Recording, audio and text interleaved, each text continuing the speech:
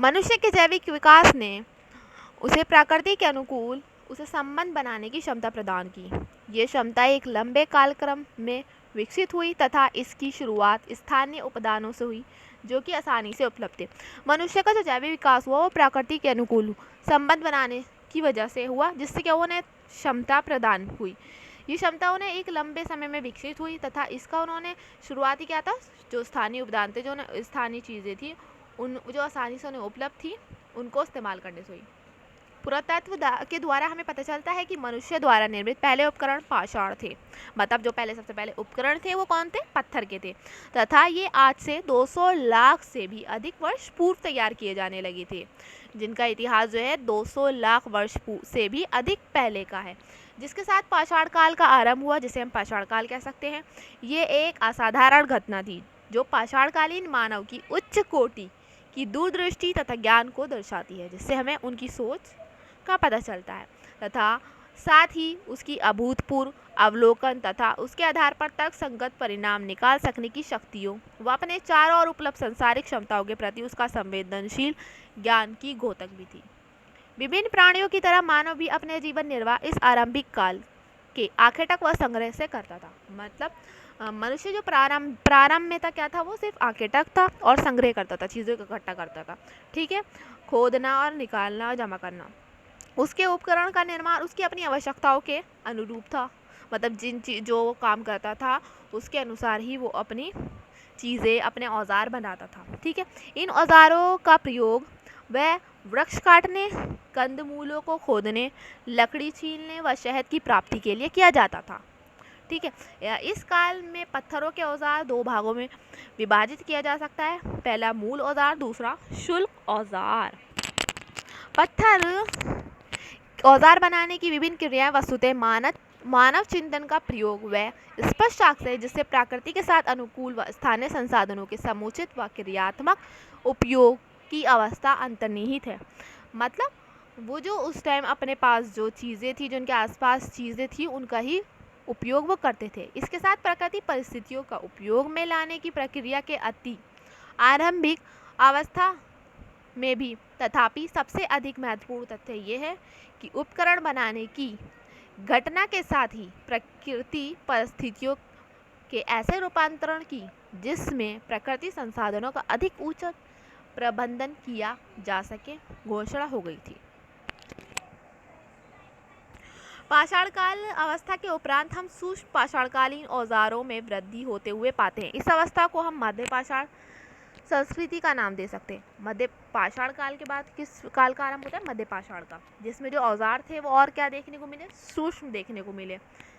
ठीक है, इस अवस्था में औजार का निर्माण उद्योग पर मनुष्य की अधिक नियंत्रण देखने को मिलता है। मतलब क्या हुआ, मध्य पाषाण काल में मनुष्य ने औजारों के उद्योग पर अपनी पकड़ काफ़ी बना ली थी। ठीक है, अधिक हल्के और कुशल औजार इसकी विशेषता थी। सूक्ष्म औजार कैसे थे?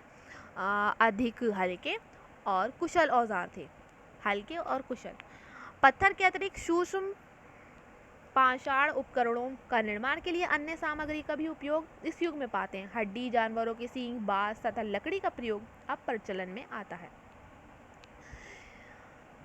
ठीक है, मध्य पाषाण काल में जो औजार हुए थे वो ज़्यादा सूक्ष्म, धारदार बनने लग गए थे, हल्के होते थे और मनुष्य क्या करने लगे था, इनका उद्योग पर इनकी पकड़ हो गई थी। मतलब इसमें काफ़ी माहिर हो चुका था औजार बनाने में। और उसके बाद उन्होंने पत्थर के अलावा हड्डी, जानवरों के सींग, बाँस और लकड़ी का भी इस्तेमाल शुरू कर दिया था औजार बनाने के लिए। इन कुशलताओं के साथ ही घास के मैदानों, जंगलों को साफ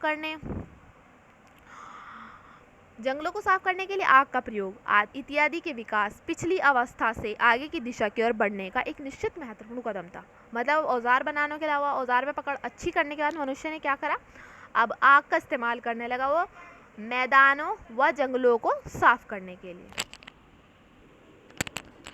लगभग इसी काल के आसपास हमें आरंभिक शैल चित्रों के नमूने भी प्राप्त होते हैं।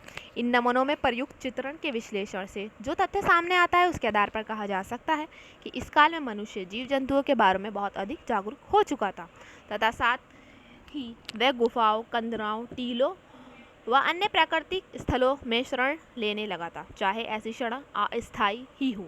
मानव प्रकृति अंतर्संबंधों के विकास में ये एक महत्वपूर्ण पड़ाव माना जा सकता है। पशुपालन व जनजात मानव जाति के लिए पशुओं के प्रयोग का ये आरंभिक चरण था।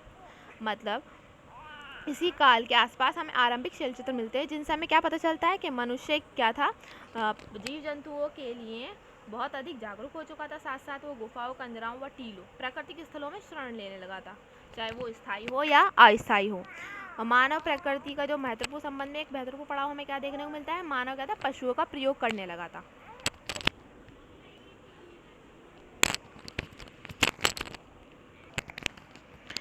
इस सभी विकास के बाद भी मनुष्य अभी भी अपने तत्कालीन पर्यावरण की दया का पात्र बना हुआ था तथा सही मायने में प्रकृति की प्रभुता के आगे नतमस्तक था।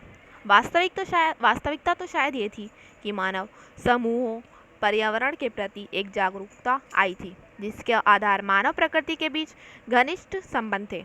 इस प्रकार के घनिष्ठ संबंधों का पोषण ऐसे विभिन्न क्रियाकलापों के कारण होता था, जैसे पशुओं का शिकार तथा भोजन के लिए वनस्पतियों का संग्रह, खाना पकाने तथा गर्माहट तथा सुरक्षा के लिए लकड़ी जलाना, संभवतः लकड़ी के उपकरण बनाने के लिए पेड़ों को गिराना, जैसे कि विश्व के अन्य भागों में पत्थरों का प्रयोग द्वारा होता था। संभवतः शिकार की गतिविधियों को आसान बनाने के लिए या जानवरों को चराने के लिए इन मैदानों, जंगलों में सुगम बनाने के लिए घास के मैदानों और जंगलों आदि को जलाना। मतलब कृषि आने से पूर्व मनुष्य और प्रकृति के बीच जो संबंध था वो घनिष्ठ था, और जो मनुष्य था वो प्रकृति के आगे नतमस्तक था। वो प्राकृतिक पर्यावरण का दया पात्र बना हुआ था और अपनी आवश्यकताओं के लिए प्रकृति प्रदत्त सुलभ चीज़ों पर निर्भर था।